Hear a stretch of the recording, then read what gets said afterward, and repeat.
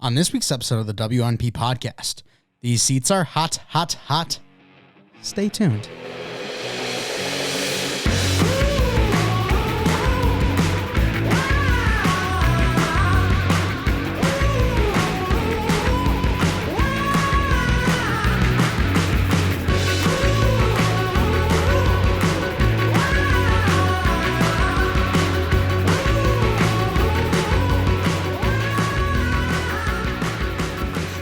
Episode 156 of the We're Not Professionals podcast. I'm your host, Mike Mitchelson, and joining me today, as always, my co-host, Chase Crawshaw. Chase, how are you?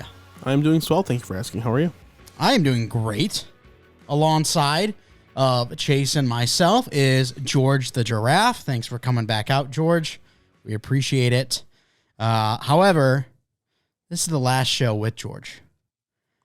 And this is the last show in the studio. Yes, it is, because you decided to get selfish and get on out of here. Yeah, so I am moving to Indianapolis this weekend, which means this show will be the last one in this studio.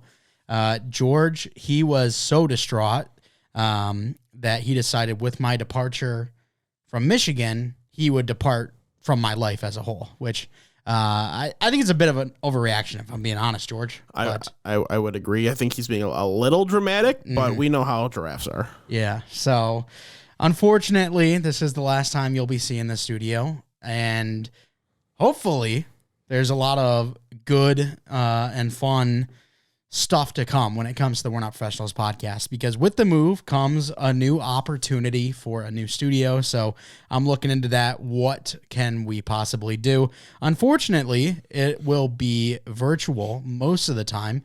Now, if Chase comes out and visits, then, he'll be in the new studio, but there will be some virtual video, and I will keep videos going. It might take a couple of episodes before we get videos like completely perfect, streamlined, everything like that. But videos will still be coming with the We're Not Professionals podcast. So a bit unfortunate to leave this place. Today, 11 months ago, was the first time we ever recorded a video in the studio. So it wasn't even a year, and we're already saying goodbye to her.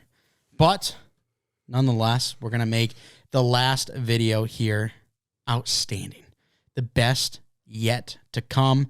All right, let's talk about NFL news, because we've got a lot of it. And then also on this episode, we're going to be talking about some incompetent coaching. Going to be talking about who are the dominant teams in the NFL right now. And then we'll do our week 3 pick'ems. But we'll start with the NFL news, Chase. The first piece really upset you, really hurt your heart.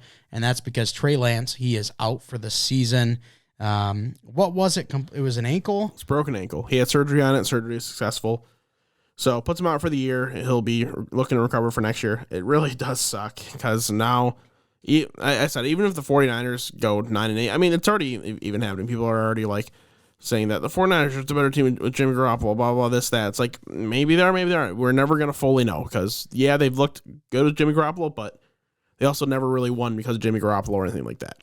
And they got far in playoffs, but again, they never won with Jimmy Garoppolo. So it's just a shame, because we saw, flashes of what Trey Lance could potentially be. Didn't really get a full opportunity to go out and prove that. So now he's going to have to wait another year, hopefully come back from the injury just fine, hopefully not have any, like limitations when it comes to his running mobility, because it's a big factor of his game next year, and hopefully he can get off to a hot stretch. But I just don't want them to go 10-7 this year, because they very well can. The rest of the team's talented enough, make playoffs, and then people are like, oh, Jimmy G is so good, he has to stay.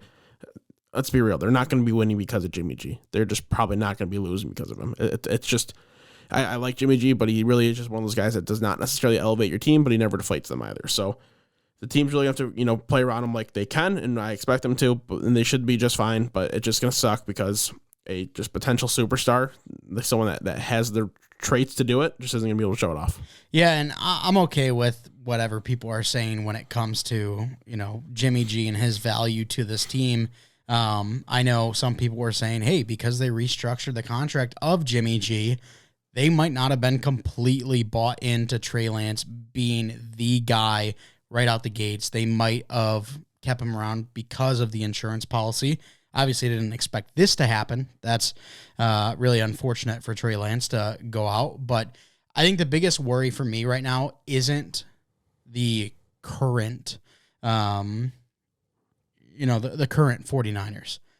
The biggest concern for me is Trey Lance and his career going forward, because in a young career, you need the time. You need to be able to play on the field. And the fact that he only got 2 starts last year, and then he comes in, gets a start in Chicago, and then starts this game, but is now out for the season, it really concerns me on what his potential ceiling could be, because of, mishaps like this happen and young kids aren't able to rebound from it.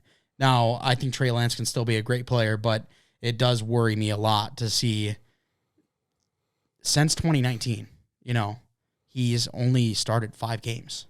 1 with North Dakota State in his draft year, 2 last year, 2 this year.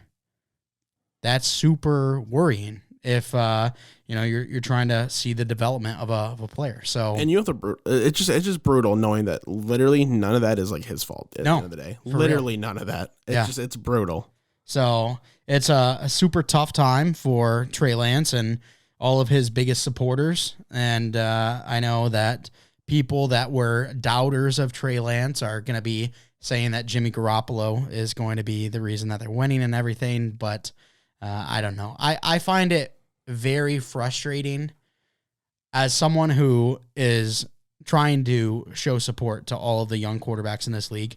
One thing that's super frustrating to me is it feels like Trey Lance supporters and Justin Fields supporters are like polar opposites. Mm-hmm. And they either Justin Fields is the greatest ever and Trey Lance sucks, or the opposite. Trey Lance is the best ever and Justin Fields sucks. So why can't we support both of them? They're similar players. They both have immense ceilings. Like, I don't know. I've noticed that, and that was something that came up in the shower yesterday, just in my head. I'm like, why can't we just support both?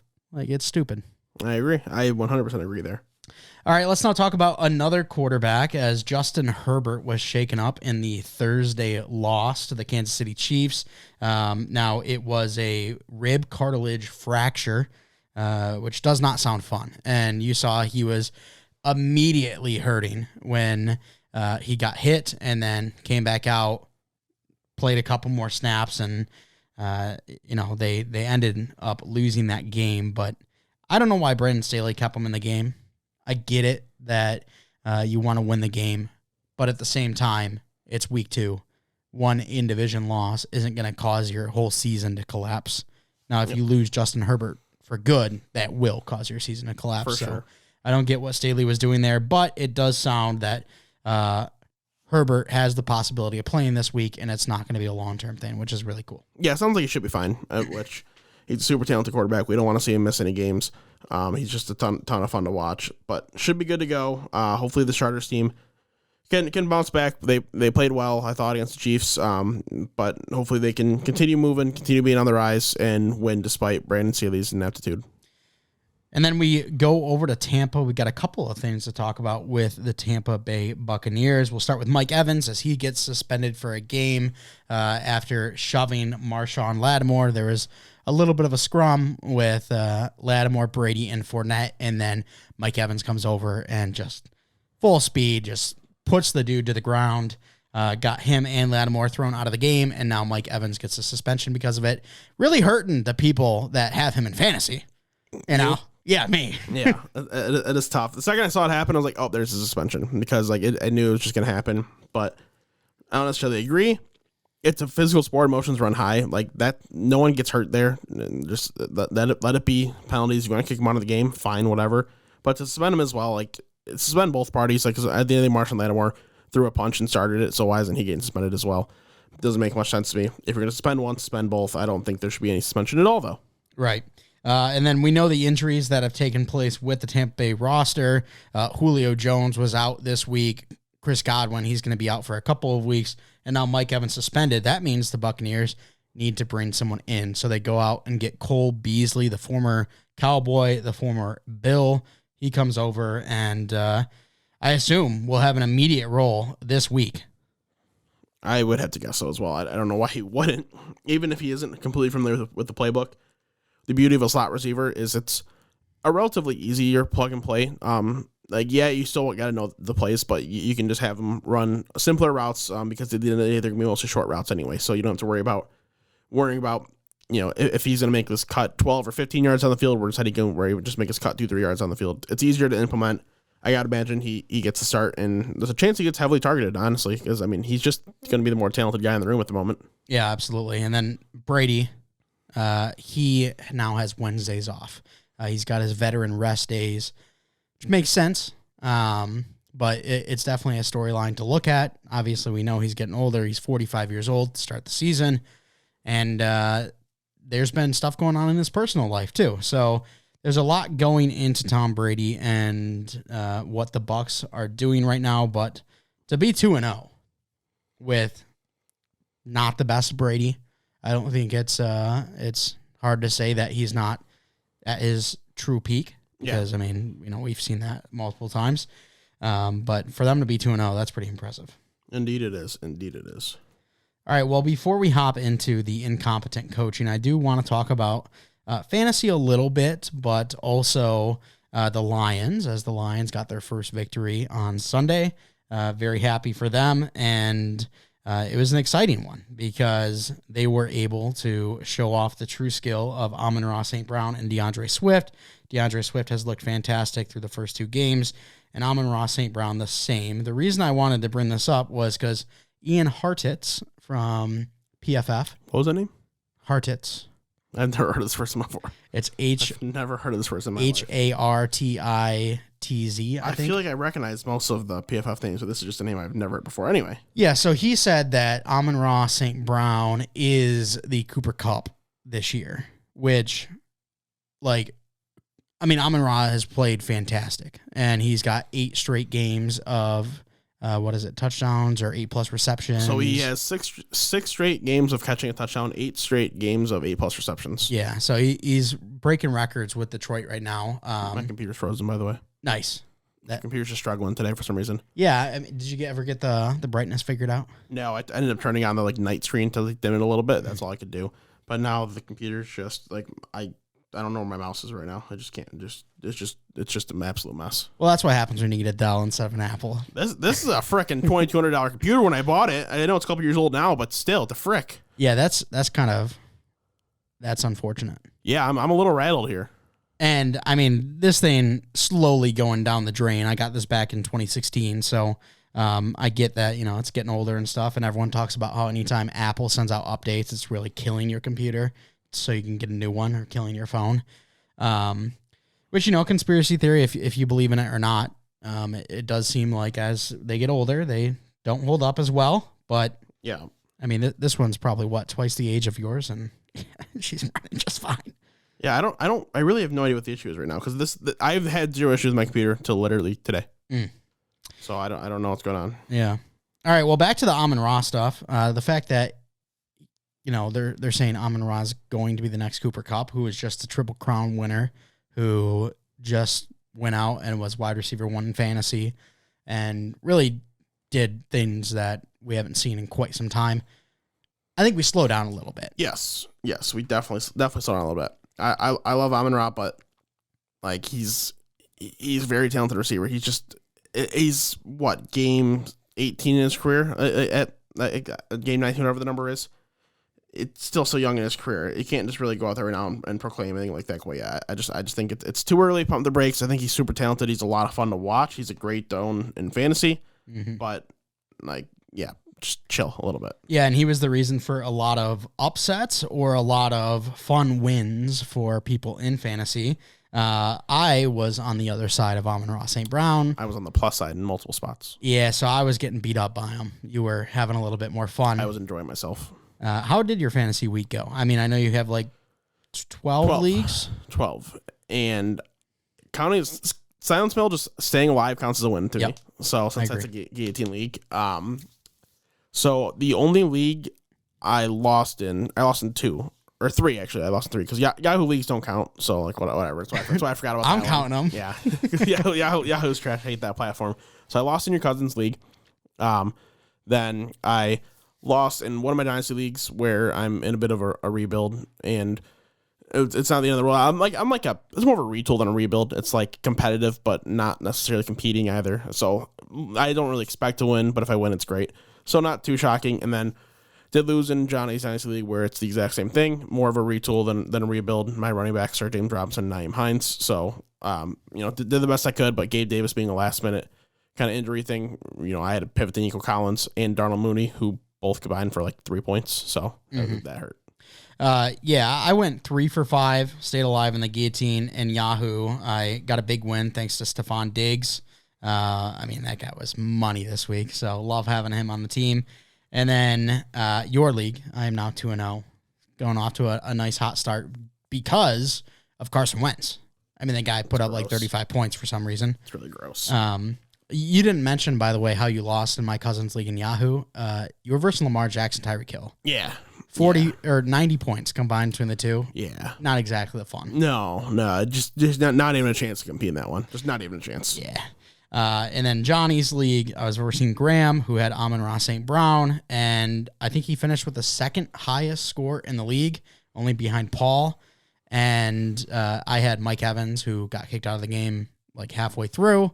Tyler Boyd, who I think only had 2 targets all game. You had a last minute move Kamara out of your lineup. Yeah, had to move Kamara out of the lineup, move Julio. It just wasn't a great week for me in Johnny's league. Mike, remember when I traded for your 23 first round pick? You're like, why would you trade for the champion 23 first round pick? This is the reason I traded for it.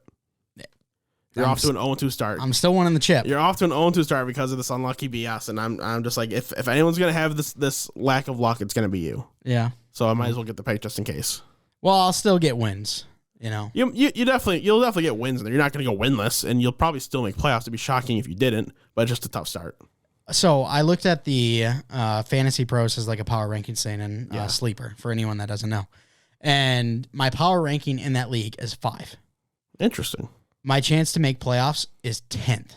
Oh. At only like 27%. Because of how you started and how your schedule is, I'm assuming? Yeah. That sucks. So, the team's good, but just schedule and how things have gone so far has not been in favor of me. And then my final league is my league, my Dynasty League, and I'm not trying to win. And got 12 first-round picks. Yes, you do. Next year. Yes, you do. All 12. That'll be a lot of fun. That'll be something. All right, well, let's move on to some incompetent coaching. Man, we've got a lot, and I can't wait to talk about it. What was it? 3-4 weeks ago, we were talking about, it was one of the last tuners before we actually started the NFL season.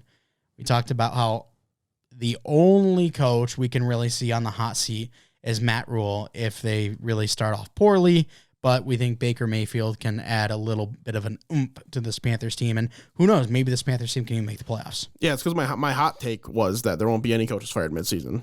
Yes. So we had this discussion, and everyone's like, yeah, it may be here, but like really, I could definitely see where that's a path, or where the path exists. And as of right now, that still could very well be the case. Maybe there's no coaches fired by, week 10. But we have seen some major flaws in the first 2 weeks through multiple teams because of coaching. Just to name a few, Zach Taylor with the Bengals, Nathaniel Hackett with the Broncos, who we talked about last week. We got to talk about him again this week because of more terrible coaching. Josh McDaniels with the Raiders. You got Matt Rule, who we previously mentioned, with the Carolina Panthers. Luke Getsy, an offensive coordinator for the Bears. And then I wouldn't put Arthur Smith on the same level as these other guys, but I do want to talk about him and his comments about Kyle Pitts in the post-game presser that he had this week. So we'll get to him, but let's start with my coach, Zach Taylor, first. The Bengals were in the Super Bowl last year. They are now sitting at 2-0. They are currently averaging 18.5 points per game with some of the best weapons in the league. They are not sitting at 2-0. They're 0-2. There is what I meant to say. You wish they were at 2-0. They should be at 2-0. But they aren't. If they had a coach, they would be at 2-0. Maybe. So it's been an absolute nightmare over there. One of the things that has really just stumped me and how it's not changing is when you look at the first game against the Steelers, in the second half, the Bengals were they were under center 17 times. They ran the ball 15 times, threw it 2 times while under center. We moved to the second half against the Cowboys.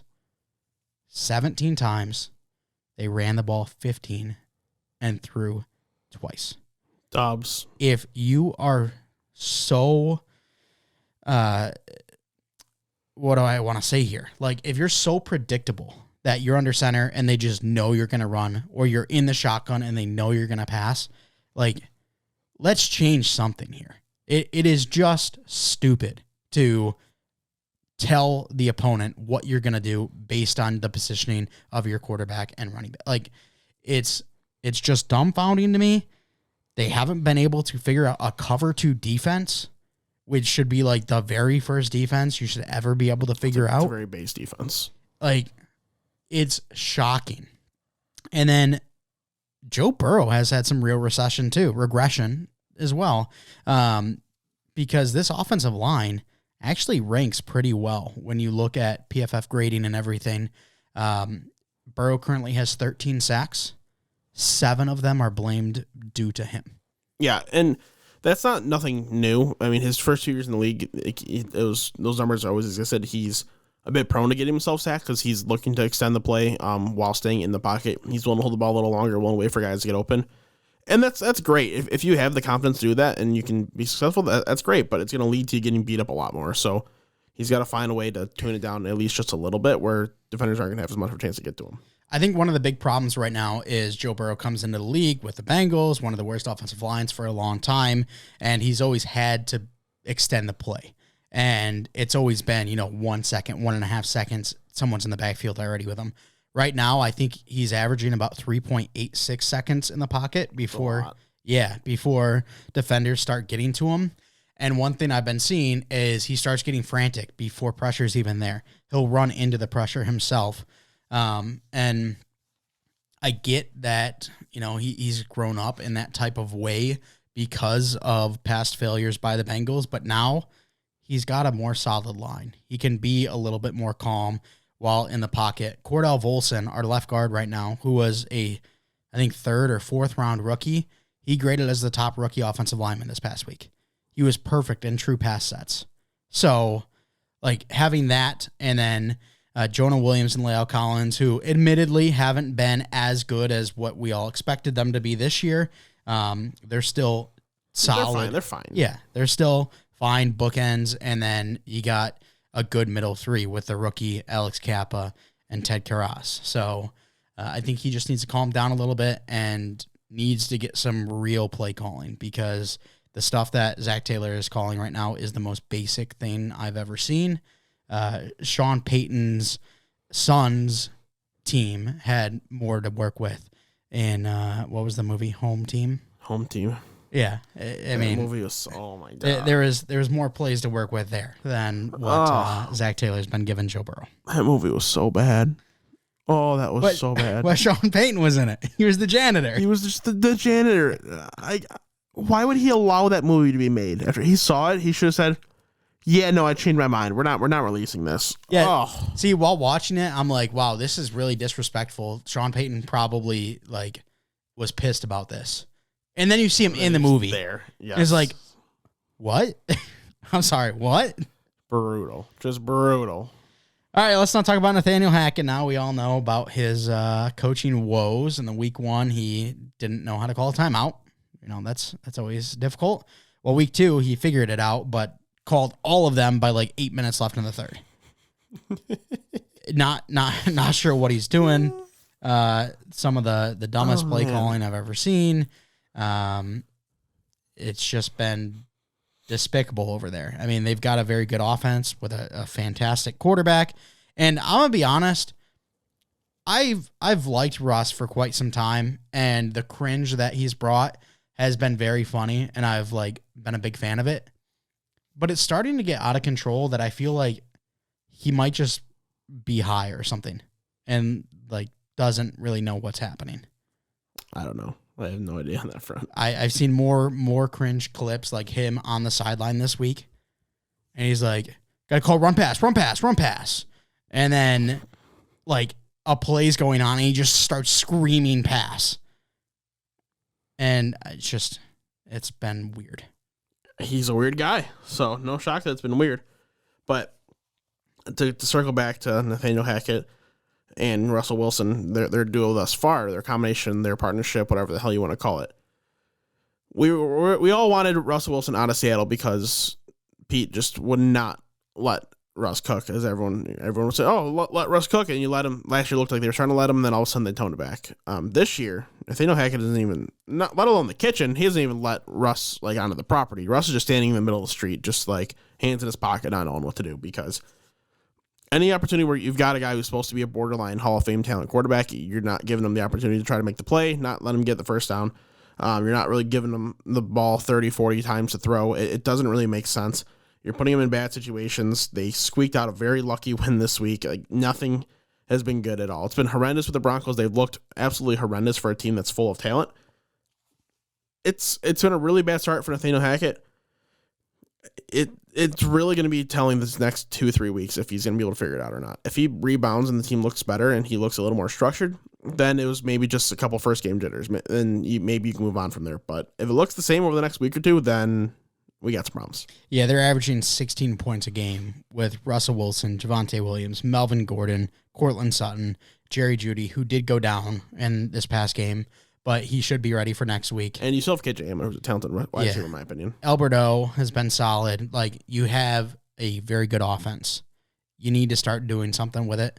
And right now, that has not been the case. I've seen a lot from Nathaniel Hackett in these 2 weeks that make me think I'm already all set. Like, if the Broncos were my team, I would be done with them already. And it's hard to do that so quickly. But I think when it comes to on-field performance, this is worse than the Urban Meyer of last year when it comes to on-field performance. Obviously, behind the scenes, locker room issues, everything, Urban Meyer was far worse, and that's why they needed to get him out so quickly. But at least he freaking produced a decent team. Like, the Jags were not as talented as this Broncos team, but they played harder than this one does. For sure. All right, let's not talk about Josh McDaniels. He inherits the Las Vegas Raiders, who one of the most talented rosters on paper. They've got a top 5 tight end. They've got a top 3 wide receiver. Derek Carr, we believe, to be incredibly underrated for years and years. And, well, they haven't really been getting it done either, as they now start 0-2. So I just want to say, you said they have a top 3 wide receiver. Are you not going to talk about Devontae Adams either? Hunter Renfrow, baby. Sure. Hey, Derwin James said Hunter Renfrow is that dude. Like, he did. He talked about elite receivers in this catch. Just throws Hunter Renfrow in there because he definitely is that dude. But regardless.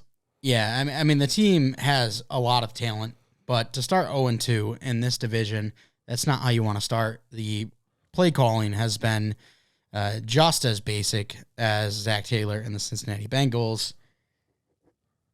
I mean, you were versing Kyler Murray off of Call of Duty beta weekend. I know. Like, that should have been the easiest win of their life. Yeah, they should have won by 40. And yet they choke and lose in overtime to Kyler and Cliff. And I saw a tweet that said most people think Kyler and Cliff are just hanging on when actually they're thriving. And I'm like, no. No, they're definitely not thriving. That's not the word I'm going to choose.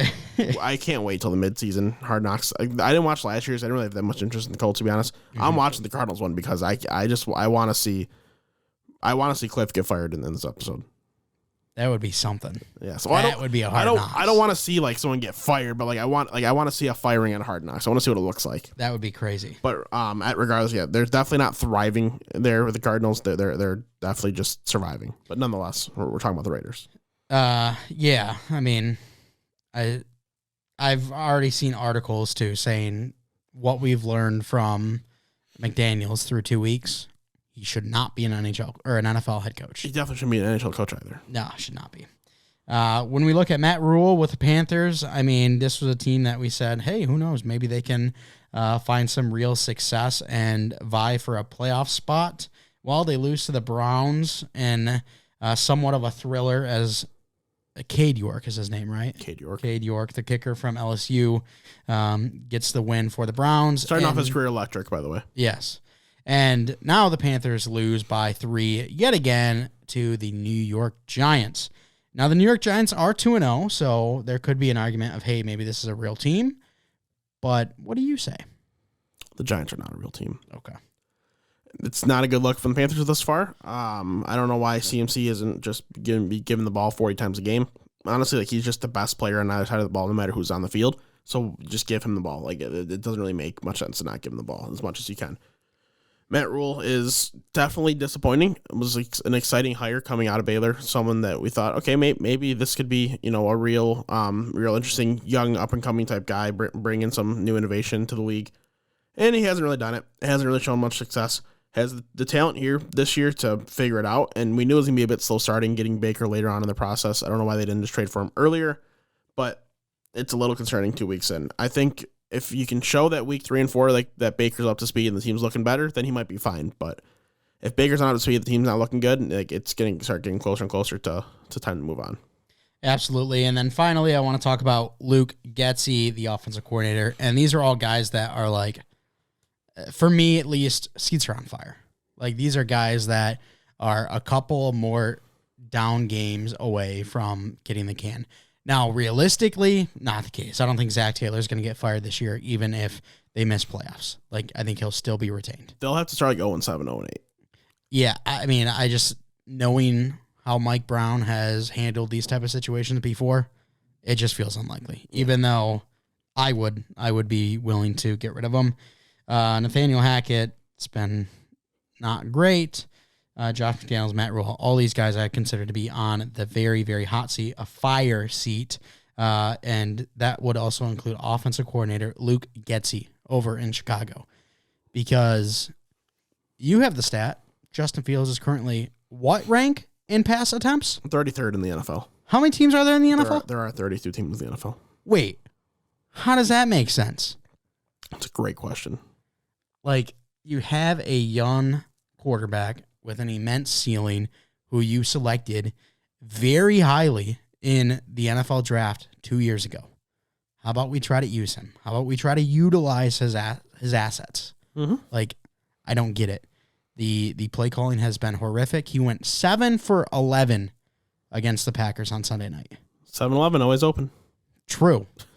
But why was it 11 times? I think he only had, let me look it up exactly, but I think it was like 6 rushing attempts, which is, if he only had the ball in his hands 17 times, what are we doing?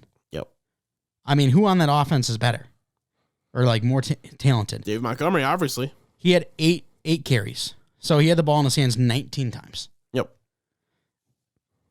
Darnell Mooney has been an absolute no-show. He sucks. He's washed. He's done. I mean, maybe it's just Luke Getsy's an absolute moron. Yeah, it's funny. They move on from Matt Nagy and then they go and put this on the field instead. This actually, it is worse.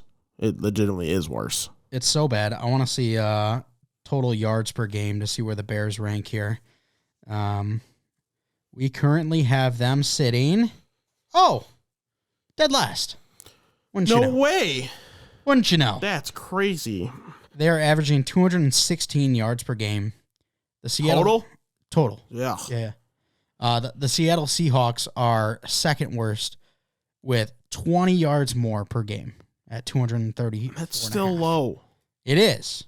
But the Bears have not been great. They're only averaging 14.5 points per game. Not even sure how it's that high, but does not feel like it is. Yeah, it's been a terrible offense from them. So Luke Getsy on a hot seat as well. Finally, let's talk about Arthur Smith. I don't think he is on the hot seat as of right now. His seat might be getting lukewarm, but I do feel like the Atlanta Falcons have been more competitive this year than they were last year. I feel like overall their team has been more chippy than it has last year. They were in a very close game against the Rams, almost made the comeback, as it wasn't close for a second. They were down 28-3. And we know the Falcons in 28-3s, that doesn't usually work out in their favor. But I don't know, maybe someone saw it and was like, hey, they're going to make fun of us again, so let's just get enraged, and almost made the comeback. They didn't, however. The main reason I want to talk about it was Kyle Pitts' usage. Kyle Pitts has not been used whatsoever. I think he has he's got less than 10 targets on the season. I know that. He had 2 catches for 19 yards. I think it was both games. So not been great. And someone asked Arthur Smith about Kyle Pitts' usage. And he said, look, we're trying to win football games. This isn't fantasy football. So we love Kyle Pitts. We think he's a great asset to the team. And he'll get the ball when it's like right or whatever. And, kept saying that they're trying to win football games. The problem is they're not winning football games. And Kyle Pitts was a 4th overall pick. If you're going to take a tight end 4th overall, that means you think he's generational. That means you think he can do big things for this offense. You have not been showing that. You have been keeping him inside and blocking packages. You haven't been utilizing him in the slot or anything. Like, it's just questionable how they're using a 4th overall pick.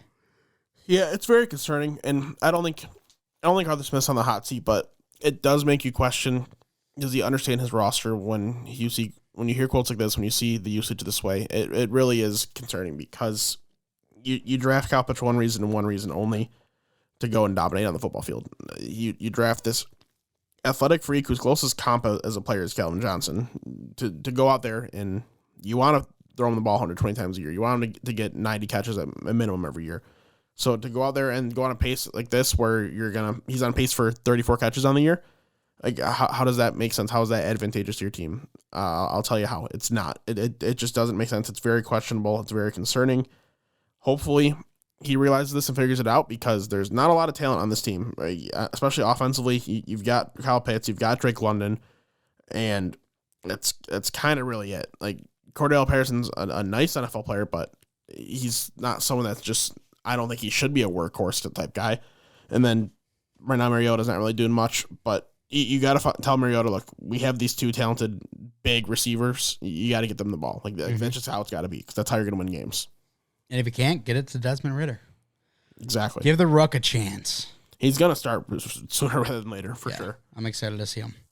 All right. Well, that's it for our incompetent coaching matters. Let's now talk about the dominant teams in the NFL. I think it's pretty obvious that the Chiefs and the Bills have been starting off very well. They are sitting 1-2 in offense. They're both 2-0. They've got good wins as well. And the Bills, well, they just absolutely slapped around the Titans last night. It wasn't even close. Yes. So those are the 2 most dominant teams. I want to know who's next. Who's in that next tier? I don't think there's... You can tell me if you disagree, but as of right now, I don't think there's another team that's in that same tier as the Chiefs and the Bills. No. So not. Who would be that next team? We've seen the Eagles play well. We've seen the Dolphins have a huge comeback against the Ravens. They're playing well. The Buccaneers are playing well, even though Tom Brady hasn't looked his best. There's some other teams out there, like the Lions, who are currently top 5 in total offense. What teams do you think are in that next tier? If we're talking as a whole, my best bet out of this so far is the Eagles. They're the ones that have looked the best as a team. Played good offensively, both weeks 1 and 2. Did solid enough defensively in those games as well. So as a whole, as you look at the individual talent as a unit, I think that'd be the next closest team. If we're talking about pure offense, you have to talk about the Lions, which is weird to say when you got Jared Goff throwing the ball. We're talking about the Detroit Lions here, but let's be honest. 2 games with good defenses that they're playing against, and their offenses looked great so far. Switches look awesome. Amon-Ra's looked fantastic. Hawk's been doing well. The covering pieces of Chark and Reynolds, they've all been doing good. Jamal Williams has been vulturing touchdowns. Yeah. Even Jared Goff, he started off really slow the first half of week 1, but ever since there, he's been trending better and better. He's been looking better throughout the season so far. So the Lions are a team that if the defense starts playing a little better too, I mean, maybe Graham's not completely out of pocket saying they're going to get 10 wins, but they're 11, however many he said. But I'm going to pump the brakes on that one, and really the only other team that's truly in the conversation right now for me is the Eagles. Oh, you don't think the Dolphins? No. But you were just saying you're a big Tua guy. Yeah, a huge Tua guy. I got him in one league that happens to be best ball, so he came in clutch for me this week. But yeah, no, I don't think the Dolphins are quite that. I think their offense can be very fun, but there's just no running game factor really, and the defense is still just trying to get older and get more experienced. I'm not ready to put the Dolphins there, even though they are off to a 2-0 start. Yeah, I mean, I think that we'll start to see some big movement in the next couple of weeks. But when you're looking at the league as a whole, a lot of it is still wide open. The NFC West, everyone's sitting at 1-1. The NFC North, everyone's sitting at 1-1. So maybe the Lions do continue on this good offensive streak, and they surprise everyone, take the NFC North. You've got the AFC South that's wide open because everyone is winless except for the Jags, who are 1-1. The AFC North, everyone has one win except for the Bengals, who are sitting at 0-2. That one's still wide open. So there's a lot of teams that can still do some big things, and I'm just excited to see where it goes from here. I will say with the Detroit Lions, they are currently sitting at 405 yards per game. The rushing stats are fantastic at 186 per game, and then they're averaging 35.5 points per game, which is huge. Yeah, not too shabby. And they're without offensive linemen. Mm-hmm. They have some injured offensive linemen.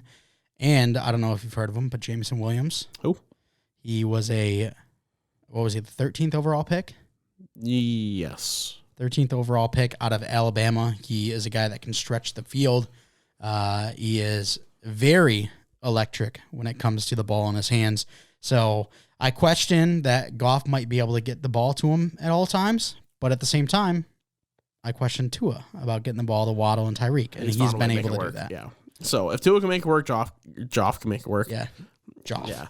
Yeah. Garrett Joff can definitely make it work. Mm-hmm. So my only thing for the Lions going forward on offense, make it like an 80-20 split between Swift and Williams. Like stop giving Williams so many work, like touches, so much work. It just like Swift has looked legitimately like the best running back in the league so far. Like legitimately, it's not even a bias thing. He just has. You watch him with the ball, everything's been electric. So why aren't you getting the ball into his hands more? You got to get that ball in his hands as much as possible. You got to treat him like a CMC workload, honestly. You got to see if he can handle it. Like, because if he can't, then you got to know it's time to move on. I don't know the true stats on this, but I feel like DeAndre Swift has more 20-plus yard gains than he does losses. I would have to say there's no way that it's not true. He probably has 5 or 6 20-plus yard gains and maybe 2 or 3. Yeah, he might have 2 losses. So he has been absolutely fantastic, and I'm so glad to see him actually reaching that full potential there. Now, Chase, if I have to ask, and maybe this is like a bias thing, maybe not, but if there's a team out there right now that you see is struggling, that you think actually makes the turn, whether it be the Rams, being 1-1, they had the bad loss to the Bills, and then they had a very close win against the Rams or against the Falcons, or maybe that be another team. Is there a team out there that you think for sure turnaround is coming? Just wait, need a little bit more time. The Rams for sure top the list there. Like I don't think there should be much debate because they haven't looked the strongest, and I think they're gonna be fine all said and done. But the other team you gotta hope they figure it out is the Bengals. Like that's the only other team that you see as much talent, and wonder why the hell isn't this working. So I would have to guess that they're gonna figure it out because last year I rolled them all year long and it ended up working out. I think they're gonna be able to bounce back. Just a slow start. The team even started slow a bit last year too. It didn't look great at times at the beginning of the year, but they'll be fine. I think all said and done. So both these teams should be in the playoffs contending for Super Bowl. The last team I want to ask about is the Indianapolis Colts. They are currently averaging 10 points per game. They tied the Houston Texans in week 1, and now they got shut out by the Jags in week 2. Matt Ryan hasn't been great, but it doesn't seem like Jonathan Taylor is being utilized to his best of his abilities. And is this the team that's going to win the AFC South? I mean, it felt like before the season started, this was the slam dunk pick. It was the Colts. Right now, it's not looking so. I still don't see a path where one of the other teams end up winning it. I just really don't. They might go 9-8 or 8-9 and win it, but like these other teams are just still not quite there. So I really just I don't see how they don't win the division. And that'll be the reason that anybody in this division makes playoffs is because they win the division. Regardless, they've looked bad. They look like they're not coaching a very strong game.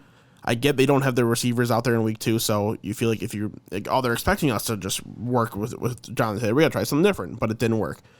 You got to just get the ball in Jonathan Taylor's hands. You got to let him touch the ball. 20, 25 times a game minimum. You just got to let him do his thing. Like, you're not going to win the game if you don't do that. Mm-hmm. I think the Jags have a real chance to win the AFC South. The It's Colts, possible. I feel like the Colts are probably still the favorite.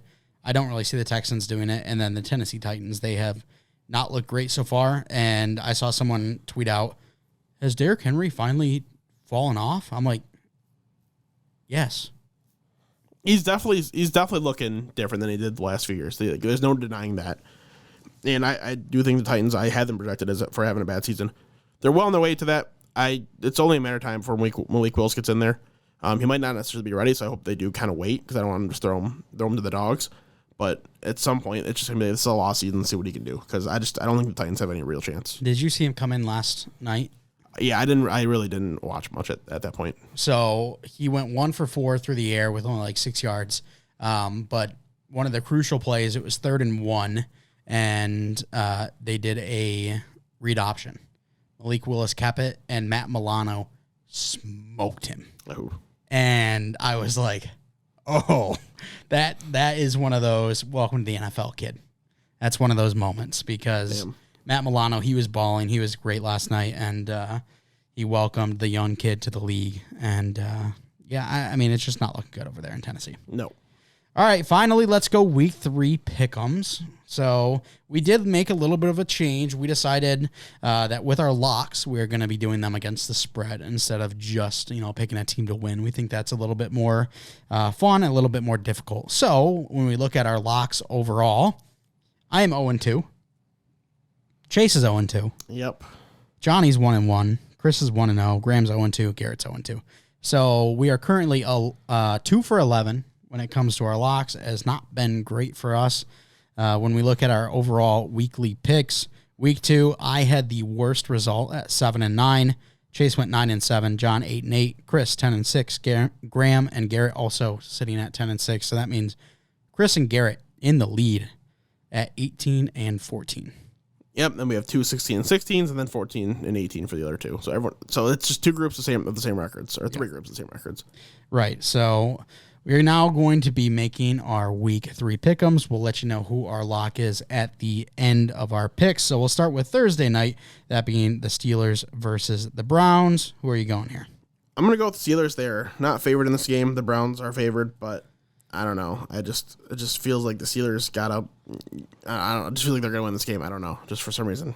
Yeah, I'm going to take the Browns. I just think that the run game is going to be able to carry them there. And I mean, I was going to say, well, the Steelers, they lost to the Patriots, and Patriots aren't a great team, but the Browns just lost to the Jets. But that's because Garrett Wilson looked fantastic. He did.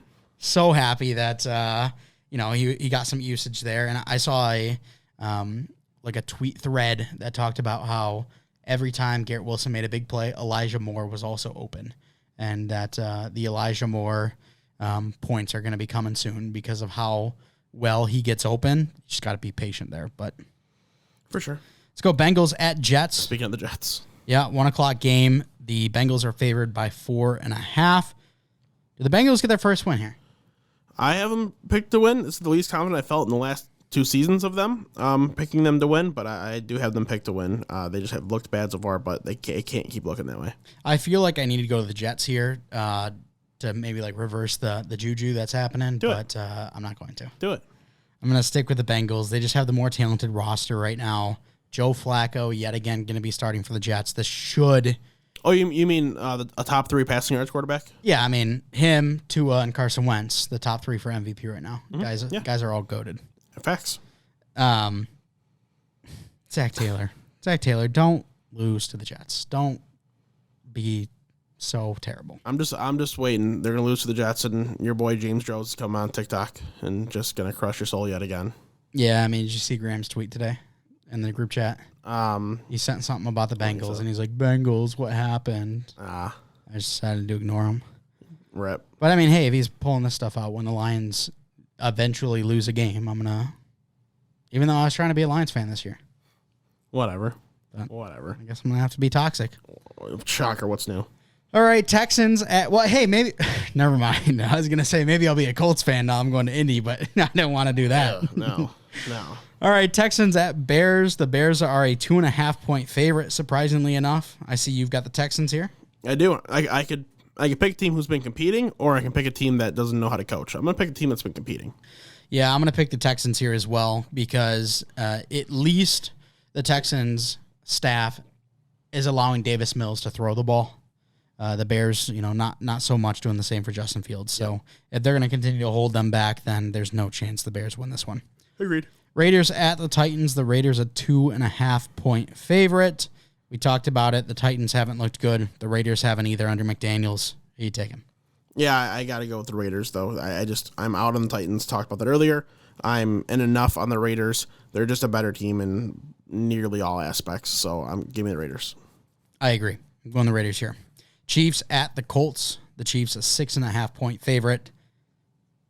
I mean, it's not that close. No, I don't. They're covering this. I think so too, for sure. I just gotta say that was 5 picks so far. Yep. And I've picked the away team every single time. So I don't like that. I don't like that at all. Makes me a little nervous. But we're gonna keep on rolling because I got more to talk about. Yeah, Bills at the Dolphins. I can't not go with the Bills. Taking the away team again. Yeah, taking the away team yet again. I'm going the Bills as well. I think that the Dolphins will keep this one close. This will be the closest matchup the Bills and the Dolphins have had in quite some time. But I think the Bills still end up with the dub here. For sure. Lions at the Vikings. You going the hometown team? I'm not going the home team. I'm going with the Detroit Lions. I said hometown the team. Hometown team. I'm not going with the home team. Going with the hometown team. The Vikings, they just did. I was feeling more like, okay, this is going to be a Vikings pick for me. But then I watched them play yesterday. It's like, wow, they did not look good at all. They looked better in week 1 against the Packers than they did against the Eagles. And the Lions were very close to the Eagles. So maybe that's telling of everything. So I think the Lions are going to be competitive in this game. I don't think the spread's going to be 6 points by the time the game actually starts. I think it'll be a lot closer. But I imagine the Vikings will still be favored, and it will not shock me if the Vikings win. Yeah, I think the Lions definitely cover in this one. I'm going to go to the Vikings strictly because it's a 1 o'clock game. And we know Kirk Cousins, when the lights are shining the brightest, he can't handle anything. So I think that there's zero player on the Lions right now that can cover Justin Jefferson. If Kirk can just get him the ball, I think he has a big day. We saw A.J. Brown have a big day against the Lions.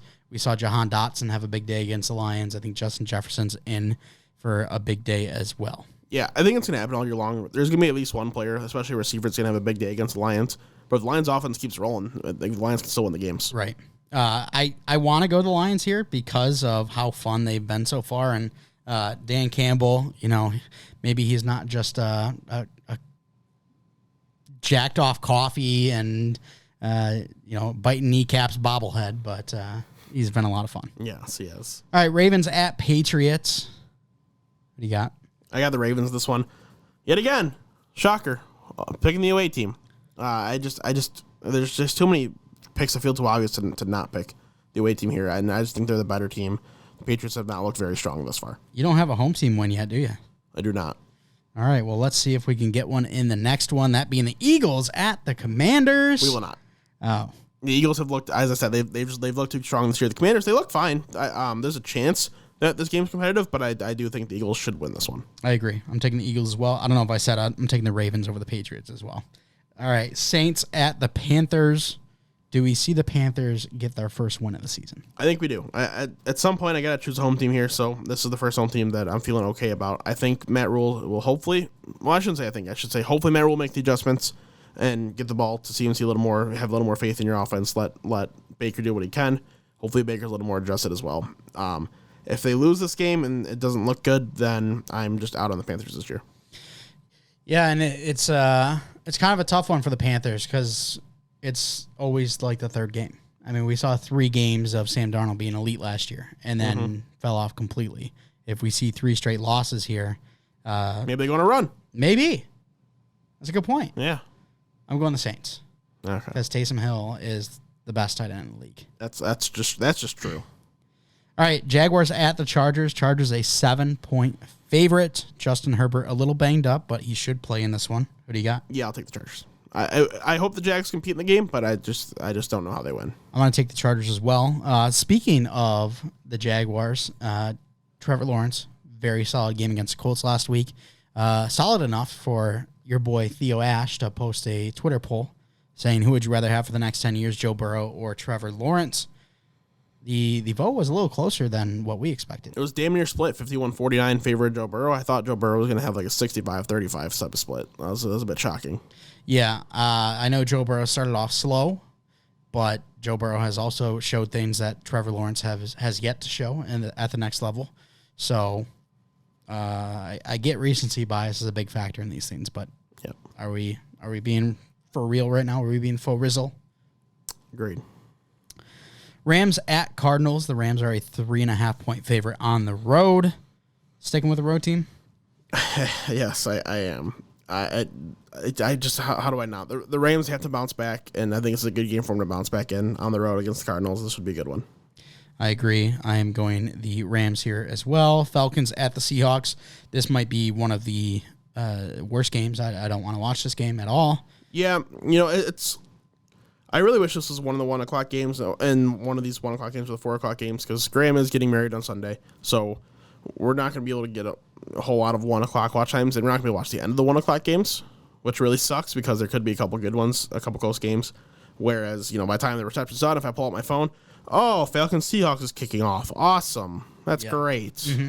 So that does suck. Yeah, just a bit. I am going the Falcons in that one. Yes. Packers. I agree. Packers at the Bucs. I'm taking the Bucs here. Home team. They're a 2-point favorite. Aaron Rodgers just really hasn't been able to, click on that offensive side of the ball with, the young wide receivers and that. I mean, the Bucs haven't either.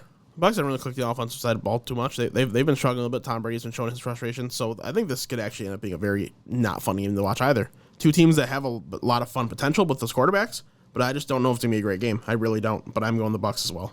All right, 49ers and Jimmy G versus the Broncos and Nathaniel Hackett. Who do you got?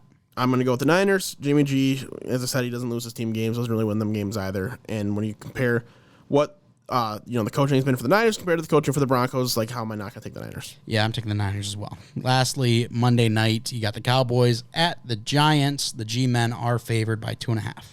Yeah, I feel gross picking the Giants, especially since I had them projected to be so bad this year, but I am going with the Giants, as Bengal calls them, Vanilla Vic. Danny Dimes going to go out there and continue to produce a single dime per game. But Saquon is going to do what he did week 1, put the team on his back, help carry him to another win. I mean, if they start 3-0, that would be shocking. Yes, it would. Very. I need the Giants to get more Kadarius Toney action in there because I love Kadarius Toney. He's been really good so far. Sorry, that won't be happening. I'm going to go the Giants as well. Ooh. All right, let's go locks of the week. I'll start with mine, that being the 49ers over the Broncos. I mean, the Broncos are only getting 1.5 points, which is wild to me. They have been so poorly coached that I think this is an easy slam dunk. 49ers minus 1.5. Yep, and that was going to be who I chose if I could, but I couldn't. Or I mean, I could, but I don't like doing that. I like to change it up, be a little different. So the next team that I had, the next matchup on my list was the Raiders. 2.5 point favorites against the Titans. They're gonna win by. I don't see how they don't win by at least 3 points. The 1.5, 2.5 spreads are really like those in the NFL are what you consider to be super close games where any team can win. It's very rare that you get to pick them. So if you see 1.5 or 2.5, then it's just like, oh, who do you think's gonna win? And I think the Raiders are gonna win, and it's got to be at least by 3. Yep. Then we got Graham taking the Bengals at minus 4.5. The only reason I want to bring this up was because I bet on the Bengals as my lock in week 1. You did in week 2. Both haven't worked out. Correct. So I don't know if Graham's like metagaming this and he wants my Bengals to start 0-3, or if he genuinely thinks that the Bengals will beat the Jets by more than 4.5. A little bit of both. Yeah. Either way, I think he'll be happy. Yeah, because he's a terrible person. He'll be happy for your misery, or he'll be happy that he got the pick right. Yeah. All right, well, that's going to do it for the show. We want to thank you so much for coming out and giving it a listen. Take one last peek at the studio because it is no longer after this episode.